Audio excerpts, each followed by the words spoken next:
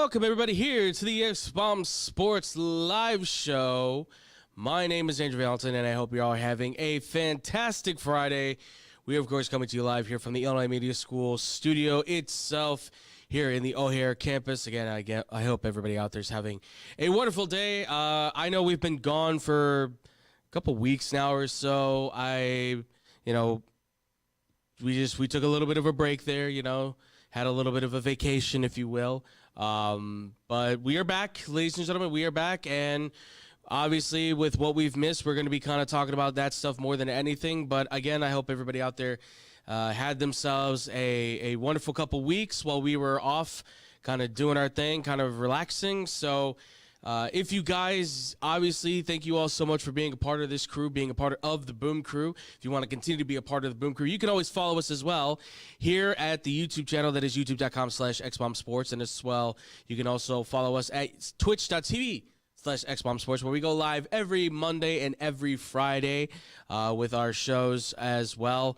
You guys can also check us out as well at xbombsports on Instagram, Twitter, and Facebook too.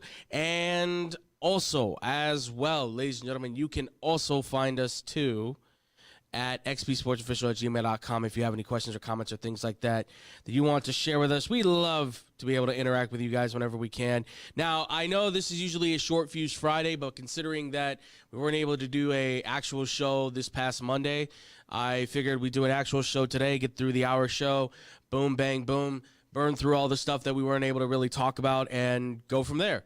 So without further ado, ladies and gentlemen, I hope you're ready. Strap in, because we're about to get this one started. And let's start this one off with the NFL itself, particularly having to do with the team right here in Chicago. The Chicago Bears, yes, as you know, I'm sure by now, the Chicago Bears have found themselves in a bit of a predicament when it comes to finding coaches and being able to put themselves in a good position where they can actually be in the playoffs and win some games and possibly even make a Super Bowl.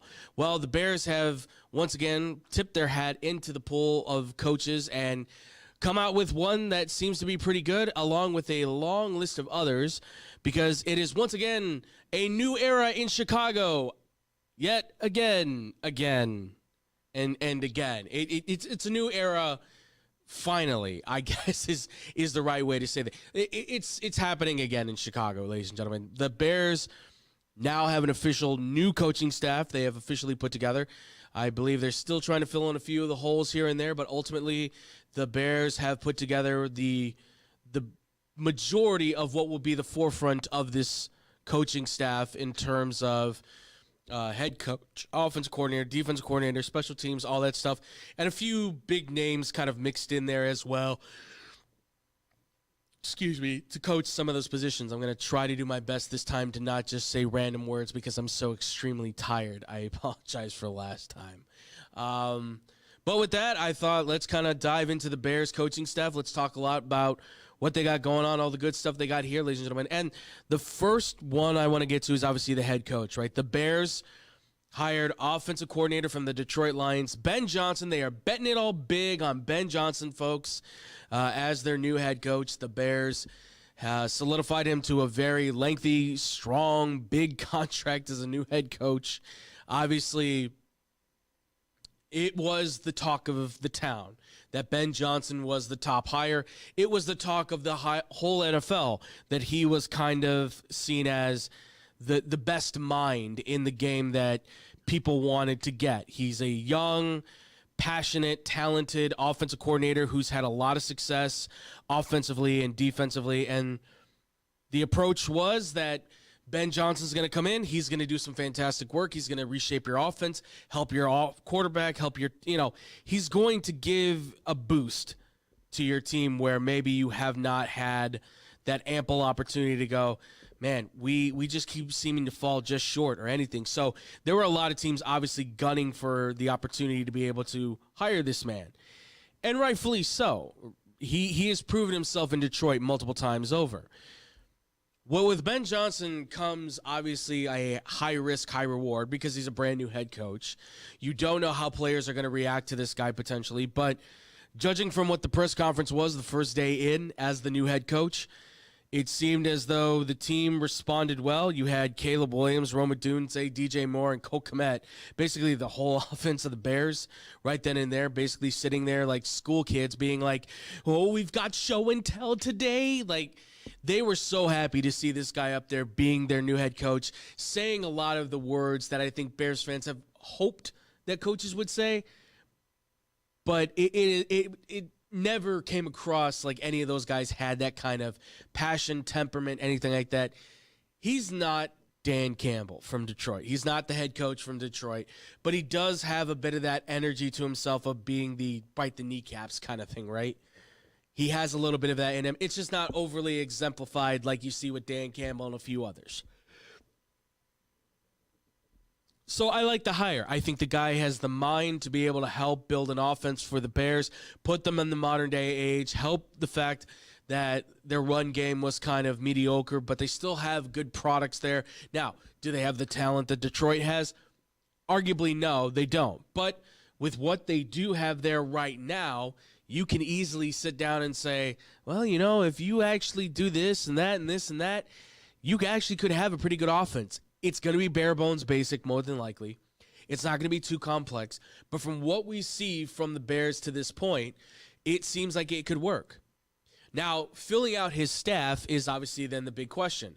Well, right from the get-go, one big name that emerged that is now officially a part of the staff is Dennis Allen, a.k.a. Dennis the Defender, right? Dennis Allen, former New Orleans Saints head coach, officially signed as the defensive coordinator, who has not succeeded as a head coach, be it with the Raiders or with the Saints, but everywhere he's been as a defensive coordinator, right? Everywhere he's been. And even in Oakland, when he wasn't really that good of a head coach, his defenses have often been very, very good, right? He's gotten a lot of high production out of his defenses, other than the Saints for the last few years, because when you're a head coach, you got a lot more on your plate. Right? You got a lot more on your plate. But Dennis Allen, I think, is a perfect fit for what the Bears want to do. Now, the question becomes, what do they do scheme-wise defensively for this team? He likes to run, I believe it is a 3-4. They're actually more of a 4-3 defense right now for the Bears. You know, how many changes are they going to have to make towards the roster in order to try and complement what he wants out of the defense? You know, or is he going to be willing to say, hey, in New Orleans, we had to go to a 4-3 defense, and I did well with that. Like, it's not that it's not in his game plan. He's just always been known as a 3-4 defense kind of guy. But I like Dennis Allen. He's great with getting blitzes. He's great with getting pressure on the quarterback. That's one of his plus sides, scheming against QBs, making them feel pressure. He helped turn Von Miller into the man that we know him today to be a first ballot Hall of Famer. He helped get Khalil Mack into a position where I think he's going to possibly be, if anything, at least in the conversation of maybe he is a Hall of Famer, maybe he's not, but at least we're having the conversation about if he is or not. And he did help revitalize that Saints defense when Sean Payton was there, and that was just his sole focus. So being a head coach may not be his forte, but being the defensive coordinator certainly seems to be his plus side. Now, on the opposite side of the ball, the Bears hired a guy who certainly caught everyone by surprise, right? Declan Doyle is the name of the new offensive coordinator. He is 28 years old, okay? 28 years old. He is the tight ends coach for the Denver Broncos, and so many people were excited about it, but there was a lot of people who kind of went, who is this guy? Because you didn't really know him. It's kind of the same vibe, if you will, that I think a lot of people got when they went, who's Mike McDaniel, right? You might have heard of him once before, but it was like in the shadows. Now all of a sudden he steps to the forefront and you go, I don't know who this dude is. Because it's not like Declan Doyle was a offensive coordinator that's taking the OC job for the Bears. No, he was a tight ends coach, and before that, he was just an offensive assistant with Sean Payton, both in, or rather, an offensive assistant with Sean Payton in New Orleans, not in Denver. When he got to Denver, he actually got the tight ends coaching job. And so there's a lot of people that are questioning on, well, is Doyle really the right choice in all of this? He's young. Is he experienced enough? Everything from what we've been told is he has a great mind for how to build an offense. He is innovative. He's creative. He's willing to try new things. He's willing to try, some different concepts to try and get the defense to think more. Because when you get a football player to think more, you can actually win the game a lot more. There's a lot with this young man at 28 years old that certainly says, this guy's an ideologist. This guy may have some head coaching in him at such a young age, which obviously for a lot of people that's exciting, but we don't know, right? We won't know until the season actually starts. I think a lot of this has to do more so with the fact that he's young, impressionable. Ben Johnson likes his mind. He'll collaborate with him, help hone and craft this young man into a head coach potential, and help get the team to a position where people are looking at Declan Doyle going, man, this guy does a really good job as the OC, when Ben Johnson's probably going to be the guy majority of the times calling plays. So Doyle's really just there, I think, more so than anything, to learn, but occasionally add his value to the team offensively as well. So, and by the way, just because I saw somebody posted it on Twitter, I don't care. I would say right now, it doesn't matter who his father is. For those that don't know, his father is the former Iowa Hawkeye strength coach and Jaguar strength coach that was fired for some pretty bad stuff, right? Some pretty bad, shady stuff. But Declan Doyle is his own man. He walks his own path. He's not his father's son by that account. He is his father's son by blood, but in this kind of way of work, he is Declan Doyle, former tight ends coach, now the Bears OC. So it's important to note that. And let's be honest here, folks. Tight ends coaches right now, Dan Campbell, former tight ends coach, now the head coach of the Detroit Lions, possibly could get them in a Super Bowl here soon. And then you've got the guy that I think most of us were kind of shocked by when he did get the head coaching job, but Sean McVay at like 27, 28 years old gets the dream job to be the head coach of the Rams. Took him to 2 Super Bowls. Has won one so far, but maintains that ability to keep the Rams strong, find a way to coach them well, and put them in the playoffs. I mean, they were right back here again this year when we thought they were dead in the water. Okay? So it's clear that maybe they're onto something with this. Who knows? But then, of all the coaching hires they're making and everything, there's 2 that really kind of stand out, right? That more than anything, they're very familiar faces. I'm sure you guys know them. And the reason they're so familiar is because Ben Johnson knows them. Guys who were a part of his offensive staff in Detroit that are coming with him to Chicago is wide receivers coach Antoine Randall and quarterbacks coach, former assistant quarterbacks coach, now quarterbacks coach, J.T. Barrett. Now, real quick, Antoine Randall, former NFL wide receiver, great pickup, right? He helped make Amon-Ra St. Brown, who we see him now as today. We now see he's also had an effect on Jamison Williams. The receivers for Detroit are always ready and prepared, and they always know what to do at the right time. They make great plays. They run good routes. They catch the ball away from their body to be able to get yards after the catch. They're a very good receiving football team. Despite the fact they have 2,000-yard rushers, they're still a very good passing team. And Antoine Randall has been important to that, right? So there's no question that Antoine Randall is the reason why these receivers hopefully will get better, where DJ Moore will run much crisper routes, and Rome Odunze will take that next step forward into that leap of being a top receiver, hopefully, right?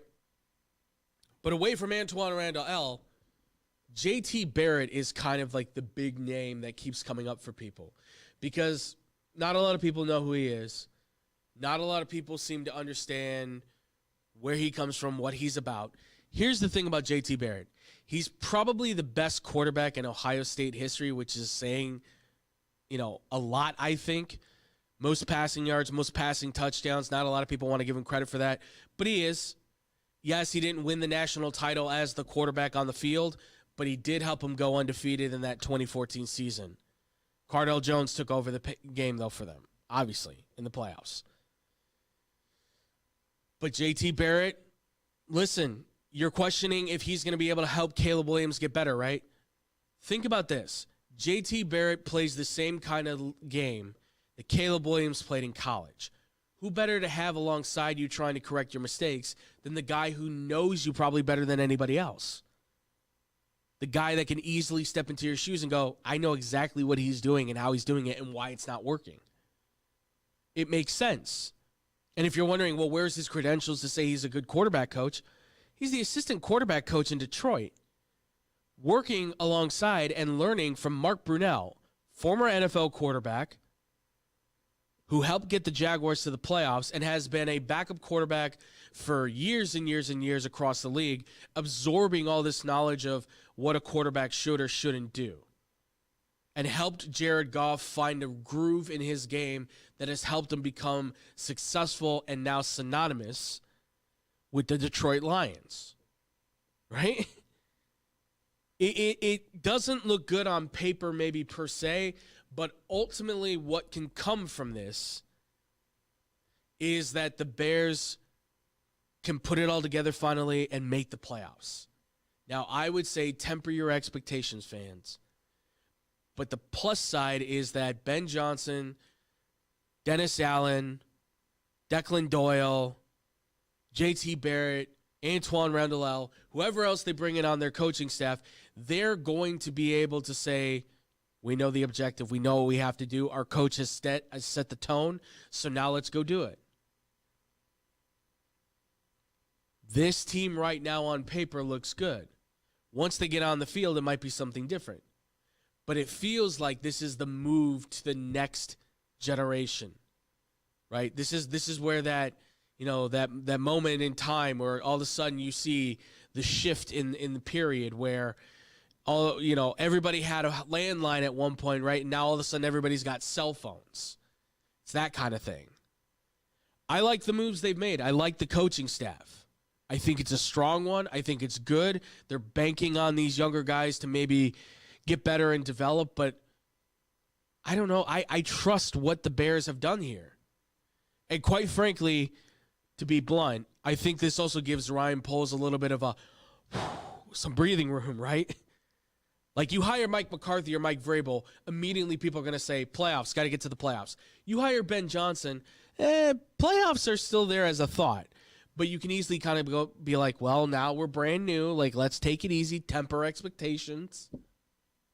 It's a smart move by the front office's point, and I think it's a smart move for the Bears. Again, I don't know if they make the playoffs, but if they do, there's a good chance they might be able to compete for the division, which means that they are going to be on a faster track to possibly get to the Super Bowl. But it's all going to be determined on how well the players do, how well they develop. Caleb Williams, Rome Odunze, the offensive line. There's a lot of things that need to be fixed and fine-tuned before this team can start saying, yep, we're going for it. We're going for a championship. Just keep everything on the low so that when everything is really good, you feel a lot better. It's a nice little surprising game for yourself, I promise. But obviously, folks, let us know what you think about the Bears situation. Do you like the hires they've made? Do you like the coaching staff? Who else do you think that the Bears should be able to get? Obviously, comment down below. Let us know on the YouTube, on the Twitch. We want to hear from you guys as well on this subject matter. But, ladies and gents, when we do come back here, we're going to talk about the rest of the NFL and give you our personal grades about just what we think about these NFL coaches or not getting hired. We'll be bringing that right here next on the X-Bomb Sports Live Show. Man, I'm so hungry. I need somewhere to eat fast. I have no idea where to go. Psst. Hola, me llamo El Taco de Taco. You know where to go for the amazing taste that'll have you craving more? Taco Bell.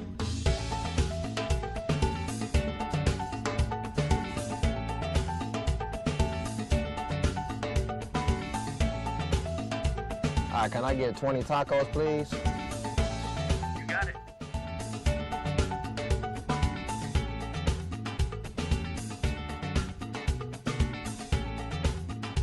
Thanks, Taco. De nada.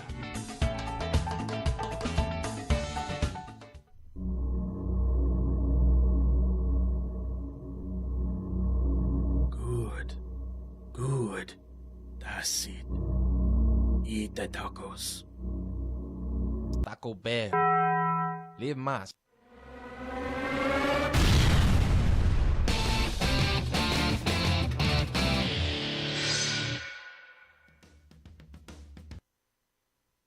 All right, and welcome back, everybody, here to the X-Bomb Sports Live show. Again, we just got done talking here about the Bears' new coaching hires, so I hope you guys did enjoy that. Talking about Ben Johnson, all that stuff, and talking about these coaches. Obviously, I understand that a lot of other coaches have now since been hired. So I thought, well, maybe it's good if we kind of examine where all the coaches are, and I thought I'll put them in categories that I think perfectly defines where they're at. So this is my NFL coaching hiring grades, if you will, where I kind of gave a definition of like where I think these guys sit at in terms of how they fit with their team. Now, I didn't do anything for Ben Johnson because we just talked about him in the first part of this. I will say this. He's somewhere between the top ranking I have and somewhere between the second ranking I have, I believe, and I'll say what they are here, and you'll kind of get an idea of where I'm at with this stuff. So, without further ado, let's get into the NFL coaching grades. So the first one I have is the fit like a glove coaches. And to me, the two coaches that absolutely seem to fit like a glove, believe it or not, as much stuff as I've talked about these teams, is the Jets hiring Aaron Glenn and the Jaguars hiring Liam Cohen. Now, I know for a lot of people that are kind of questionable things, right? Andrew, you've been blasting the Jets all year, and you think Aaron Glenn is some sort of great hire for the Jets? I actually do. He's a former New York Jet first-round pick at cornerback, so he's played an important position that understands how a defense works from head to toe, right? Working his way through the NFL as an assistant, he has proven himself to be a very good mind with these coaches, with these players, and developing them, especially from defensive backs.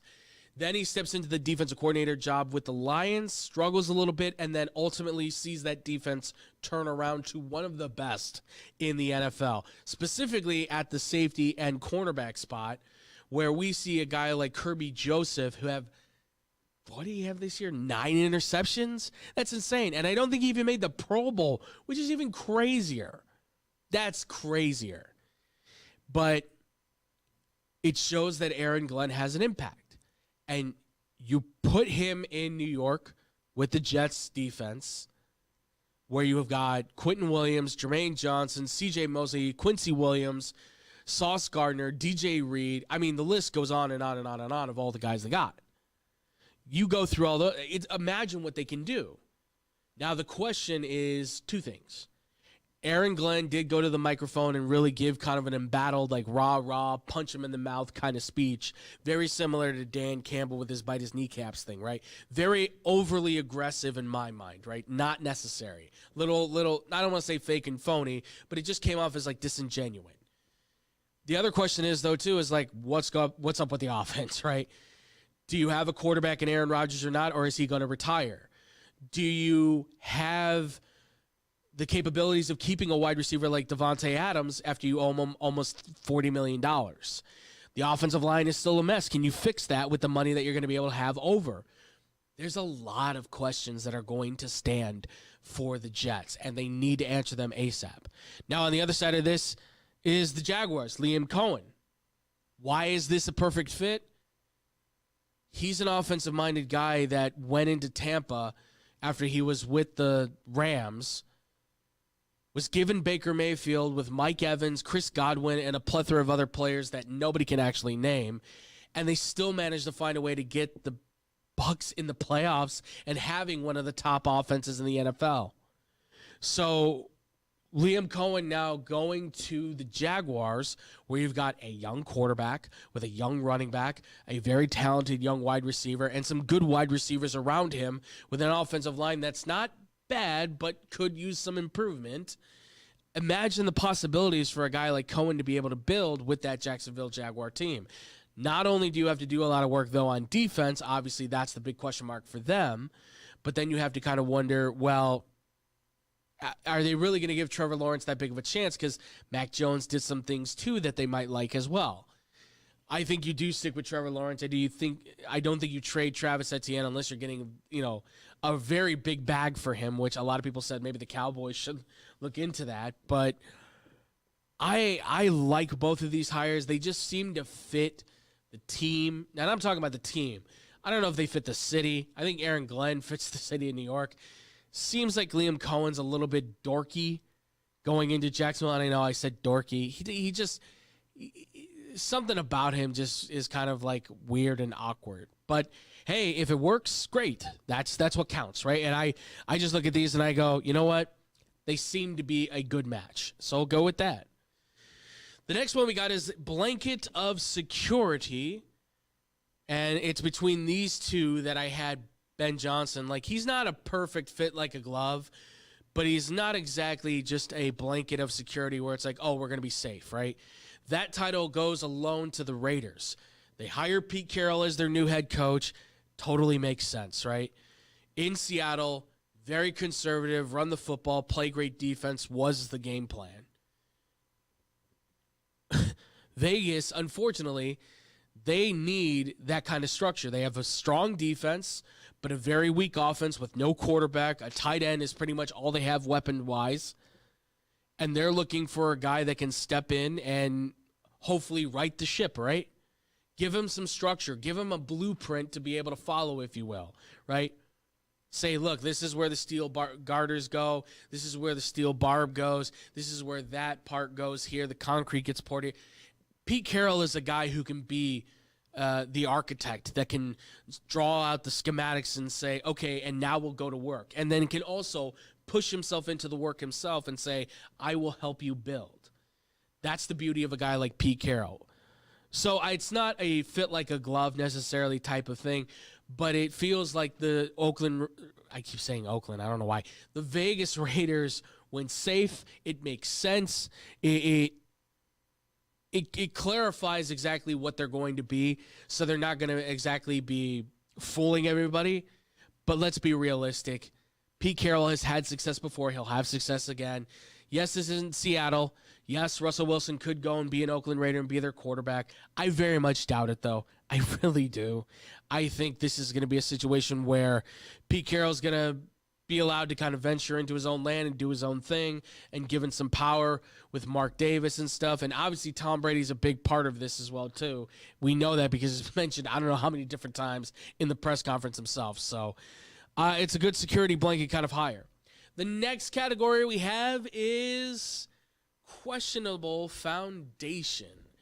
These are the coaches that I think just, I don't know if they're good fits. And the two of them, shockingly enough, it's the Patriots signing Mike Vrabel, and, of course, the Dallas Cowboys getting Brian Schottenheimer, their OC. Now, Mike Vrabel's been out of the head coaching game for a couple of years now, since being fired from the Tennessee Titans, where he did a phenomenal job in the beginning with getting into the playoffs, upsetting the Ravens, having one of the best records in the AFC, but they never got to a Super Bowl. And their owner's a little bit itchy, wants to win soon, wants to get there now, and Vrabel had kind of run his time out. I was very much of the mindset to say that he was the next Mike Zimmer, right? Zimmer is a defensive-minded coach who kind of does the same thing that Vrabel does. Run the football, play great defense. That's how we do things. Very conservative, very much like Pete Carroll, right? But Pete Carroll is willing to kind of go a little bit more on the risque side. Vrabel is very much this is how we have to do things. He's got a little bit of the Belichick in him, even though he wasn't a Belichick coach, which is why he doesn't go on Belichick's notch as like, oh, I got a coach in the NFL being a head coach. No, he's a player who then ventured out to become a coach, who then found his way back to the NFL and eventually became a head coach and had success. And this was the only guy I say for the Bears that could have possibly taken that head coaching job here in Chicago. But Vrabel going to the Patriots, the only thing that's a weird fit with this is the Drake May draft, right? You took a quarterback third overall who can really play, who can really ball out, but is that the guy that you want to hamper with a coach that likes to run the ball and play great defense? Or do you want to give your quarterback a chance to be able to throw the ball and develop?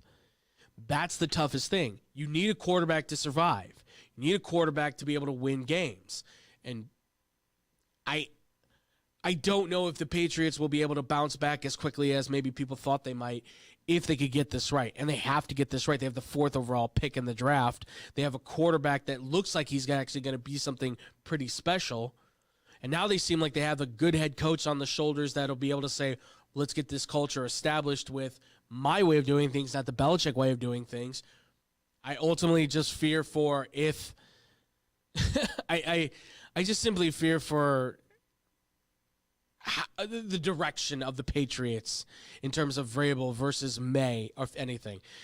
And then you got Dallas. Brian Schottenheimer sits up on the table with Jerry Jones, and it just felt like Jerry Jones was the one getting hired for the job. It did not feel for a moment that it never for a moment did it feel like Brian Schottenheimer was the head coach of the Cowboys. It felt like it was Jerry Jones.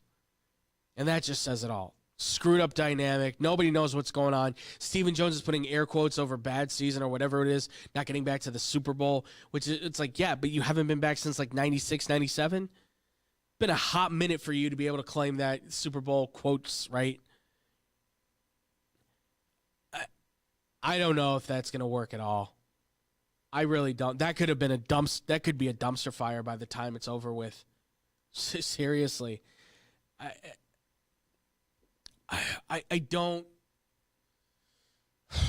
don't see it. I don't see it working. I think it's just another yes guy in Jerry's notch of a belt to be able to be like, well, you'll do my betting, and that's it. That's what he wants. He wants yes men around him all the time. Okay, fine. You get yes men around you all the time. Good luck trying to advance yourself in your career and everybody to kind of give you the thumbs up as, you know, you're once again struggling to try and get the season started from the Dallas Cowboys perspective. So that's where I'm at with those two. And then finally, the last one is, you know, a team that desperately needs some blueprints. They need them so urgently, and that is the New Orleans Saints.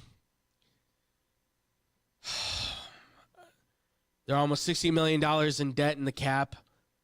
They have a quarterback that seems like he's aging like a very old grape, if you will. I don't know.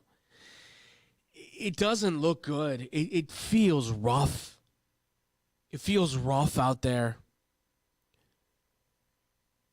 And now the Saints can't get a single... Like, Kellen Moore's supposed to come back in for a second visit, but it sounds like he might turn the job down. They've already had a couple coaches say, yeah, no, we're good.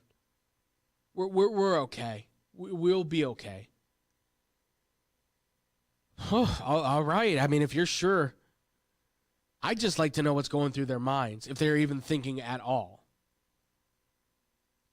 I can't venture to believe that the Saints will make the right decision at this point.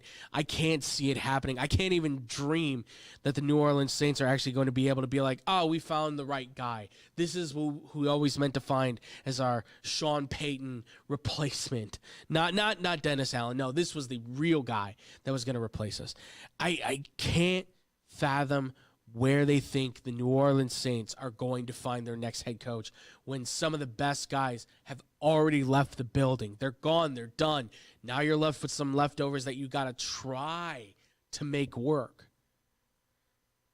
I don't know if they can. I don't know if they will. This is very hard for me to truly fully believe in, that they're going to be able to be like, oh, yep, boom, got him. It's one of those things where, like, what is it? All the animals go dashing to the trough to go eat, right? And that one that straggles behind is just kind of like coming up from the rear. And after everyone's eaten, they go run off, and this guy's just left alone with the food trough, and he looks down, and there's barely anything left. That's what it feels like for the Saints. There's barely anything left for them to be able to say, we've got our next head coach. And I don't know what that spells for them, but it can't be good. It can't be. It is a struggle in my own mind to see where the New Orleans Saints are going with this one. But hey, more power to them if they're able to get this thing fixed. I don't think it's going to happen with that team. Right? I don't think it's going to happen for that team. But what I ultimately do think is this is important, I think, to note for what we're seeing from the from these coaches, right? And that is that for guys like Aaron Glenn and Liam Cohen and I think this is a great opportunity for these younger coaches to step up and start showing their own. For a guy like Pete Carroll, it's a chance to help solidify your career. For other coaches out there as well, I mean, for Vrabel, it's going back home and trying to see if you can fix the mess that's been left there. But for guys like Schottenheimer and whoever's going to be taking over for the for the Saints, it feels like they're tilting against the hurricane winds. Like, you're going to get blown away eventually, but you're just fighting against the inevitability of their downfall. But I guess we'll see. We'll see what happens. This was an interesting coaching hire, to say the very most, I guess, if anything. Or to say the least. I don't know why I said the most. To say the least. This is a very interesting coaching hire. Will it work out? We'll see. There's a lot of ground that needs to be proven with them. And Ben Johnson's in that class as well. But this could also be the coaching staff that we see from Detroit and other places that maybe goes, perhaps this was the best move at all. Perhaps this is where we get a very good contention in the NFL from some of these teams that have just kind of been the dregs of the league for quite a while. We'll find out, though. We will see. But obviously, ladies and gentlemen, let us know. What do you think about these coaching hires? How do you rank them? Do you think that there are some guys in here that are right, that are wrong? Do you think that there are some coaches in here that need to be applied for the Saints? Accepting applications for all. Please let us know in the comment section down below. We'd love to hear from you guys as well on the YouTube side, on the Twitch side, at xbsportsofficial@gmail.com, on the email as well, and of course at xbombsports on all the social media too. But folks, when we come back, when we officially finally come back, we are going to be going over some of the big moments of the week for the NFL, and of course we're going to give you a quick review of the College Football Playoff National Championship and why it felt so much more one-sided than maybe it should have been. That's coming up next here on the X-Bomb Sports Live Show. Man, I'm so hungry. I need somewhere to eat fast. I have no idea where to go. Psst. Hola, me llamo El Taco de Taco. You know where to go for the amazing taste that'll have you craving more? Taco Bell.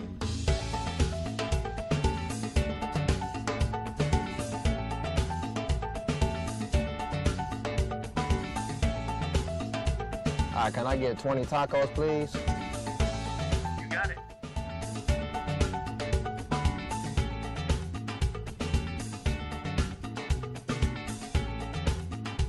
Thanks, Taco.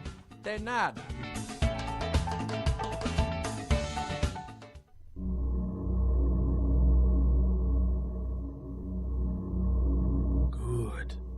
Good. That's it. Eat the tacos. Taco Bell. Live más.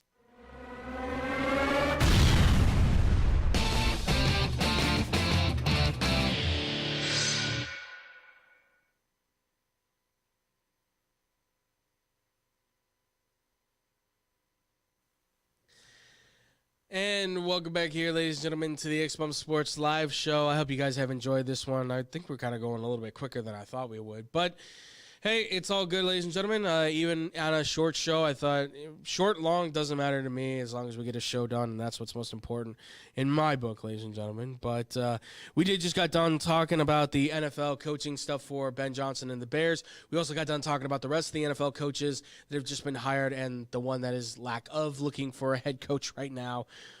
But I thought, still staying with the NFL and college and football in general, talk a little bit about the two teams that are now heading into the Super Bowl. Not the Super Bowl itself, but the two teams heading into the Super Bowl. And follow that up with talking a little bit of college football for the College Football National Championship. So, without further ado, let's kick right into this last segment. And let's start off with talking about the Philadelphia Eagles. Because the Eagles, ladies and gentlemen,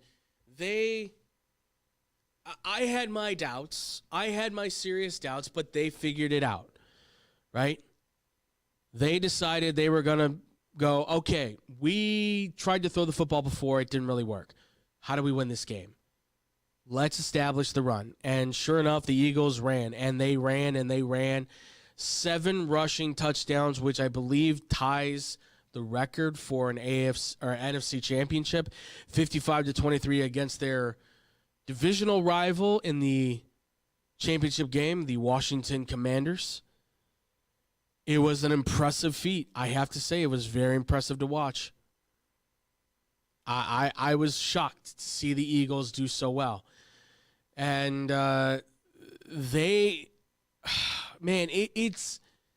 it's tough for me to believe that this team could have come this far by simply running the football with Saquon. We knew he was gifted. And clearly this is what the Philadelphia Eagles have always wanted to be, but they continue to try and force themselves to be a throwing team, which I just never understood.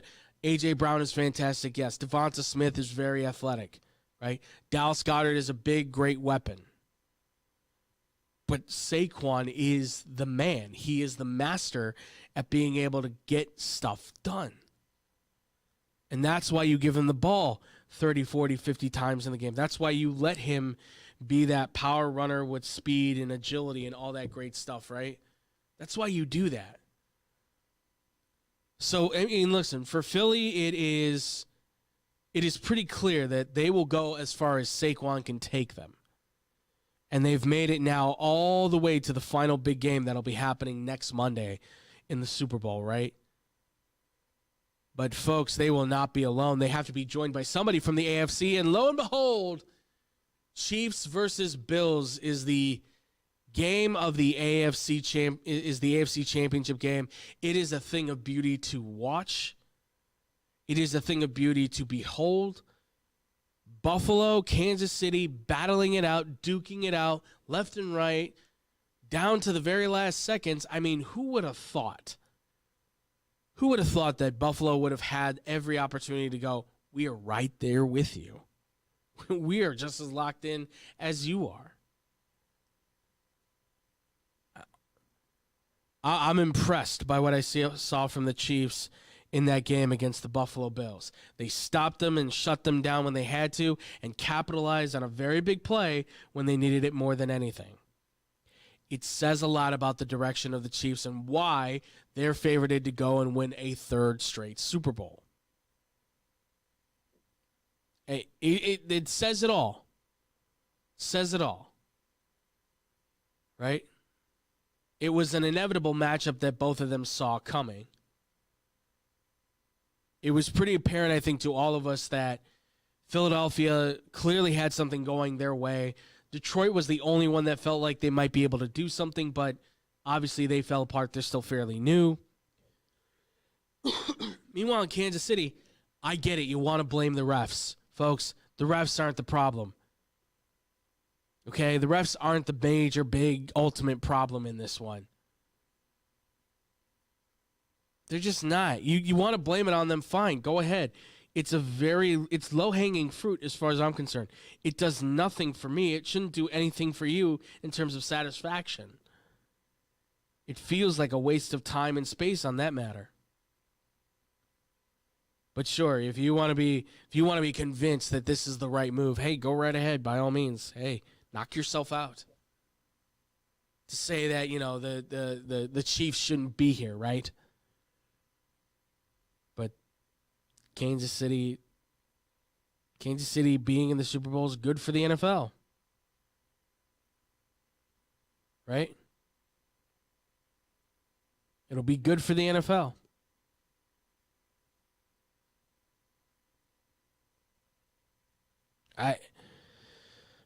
I really understand your frustration, but again, Kansas City is the best team with the best quarterback and the best coach for a reason. Maybe the best defensive coordinator in Spagnuolo, right? They just seem to find talent, supplement those guys in, and they get work. They do work. I'm not going to make a prediction just yet. Right? I'll save that for this upcoming Monday, shall we say. But if I'm going to pick it, if you're a betting man and you want to know some odds, doesn't hurt to go with the team that's got the better of just about everything on their side of the ball. Just sorry, not sorry. If that upsets you, I don't know what to tell you. But let's move into the last story of the day, and that is the College Football Playoff National Championship, where the Ohio State Buckeyes took on the Notre Dame Fighting Irish. And from the get-go, when Notre Dame scored that first touchdown, I can tell you this right now. Something in my brain said, that's not good. And then Ohio State proceeded to lead their team down the sidelines to score and score and score and just not stop.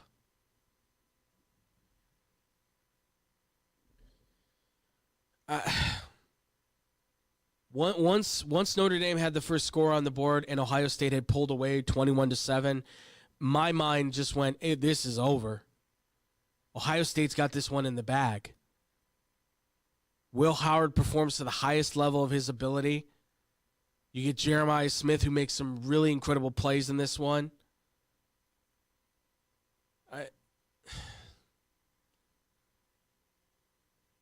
I don't know why people thought Notre Dame might upset Ohio State, because Ohio State is clearly the best roster outside of Texas in the country, right? And Ohio State and Texas are pretty much neck and neck, I would say.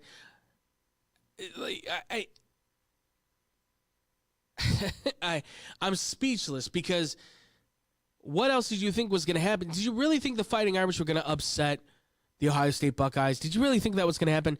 That is laughable. Laughable. Absolutely laughable. Look, at the end of the day, Ohio State had the talent. Notre Dame didn't. They have a quarterback that probably translates better to a wide receiver in college than into the NFL than in college right now, right? They have a running back that's beloved and picked to possibly even win the Heisman next year, but their offensive line is going to go through another rebuild session. Are they going to have enough guys properly, in the right mindset to be able to make some stuff happen for them? They didn't have Benjamin Morrison at cornerback. They had to go to Leonard Moore, who's a good freshman corner, but couldn't cover Jeremiah Smith. And Xavier Watts tried to be in position to make plays at safety, but he's just not that kind of guy. There are players across the Notre Dame Fighting Irish team that will go to the NFL and get drafted and be impact players. But, man, I shudder to think what happens next from here, right? What happens next with Ohio State? What happens next with Notre Dame? I genuinely don't know. I would assume Ohio State should be right back where they are. I feel like Notre Dame's going to take a step back. Everyone believes in this kid, C.J. Carr, at quarterback. But I don't know if C.J. Carr is going to be the right quarterback for Notre Dame. They might go out and have to get another guy, for all I know, right? I genuinely am happy for the Ohio State Buckeyes. It stinks for the Notre Dame Fighting Irish. No, I didn't get anything from my guy Tom, who's an Irish fan, obviously. But, look, Ohio State had the better team. They had the better ground game with Judkins. They had the better passing attack with Smith and all those guys. They found every possible way to attack you under the sun, while Will Howard maintained no turnovers whatsoever in that entire time. That is really impressive. That's really impressive. I seriously give a lot of props and credit to Ohio State, and I give a lot of props and credit to Notre Dame as well too, to both teams for being able to play their hearts out. But look, folks, at the end of the day, who had the better talent? Who gets the better recruits? Notre Dame's got to grow their guys more than anything. They got to work with their guys to be able to get better. Ohio State kids, from the day they walk through that door, 5 and 4 stars and even some 3 stars, are preferably ready to go and ready to rock and roll in that moment, right? They just step in there and they're like, we're good to go. So,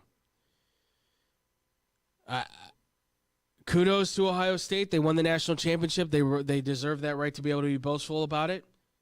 As for Notre Dame, yeah, they're going to go back home. They're going to have to lick their wounds a little bit, but hopefully they'll be back. There's a lot of talent on both these teams to say that they will be back in the college football playoff by next year.